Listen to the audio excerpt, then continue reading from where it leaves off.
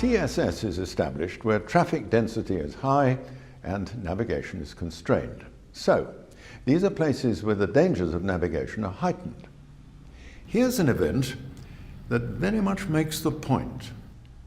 In the Dover Strait, which sees over 400 vessels passing through every day, a container ship was overtaking a very large crude carrier, a VLCC, at the Sandetti TSS, the Traffic Separation Scheme. The manoeuvre took place at the entrance to the northeast channel of the deep water route.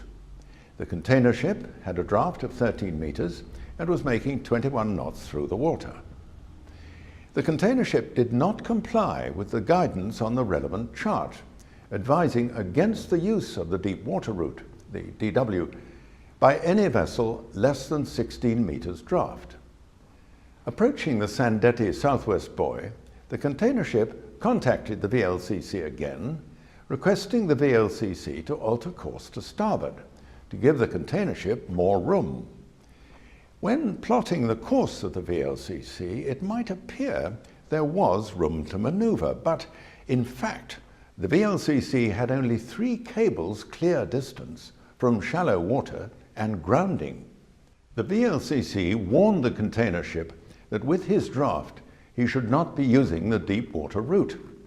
He said that the container ship should alter course to pass south and east of the Sandetti buoy, because there were already 2 deep draft vessels in the DW route, his own ship and a bulk carrier.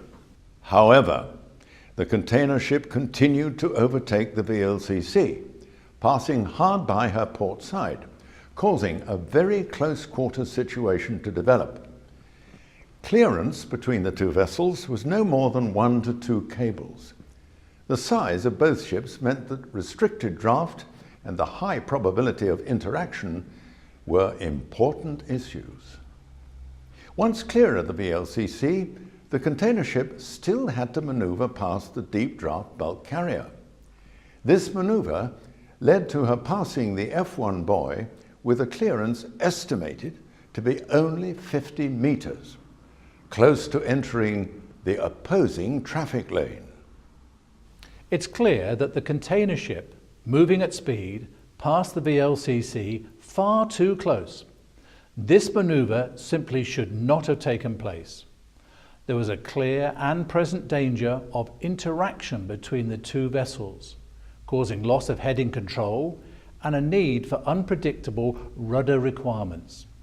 The consequences of a collision in the Sandetti deep water route would have been severe, obstructing or even closing the Dover Straits to all deep draft vessels bound for northwest Europe. Chirp's Maritime Advisory Board strongly recommends that passage plans should comply with all local guidance for a deep water route, and for large vessels be put in place at a distance of at least 10 nautical miles prior to arrival at the TSS. Of course, plans can and should be changed if circumstances require. Slow down if in doubt.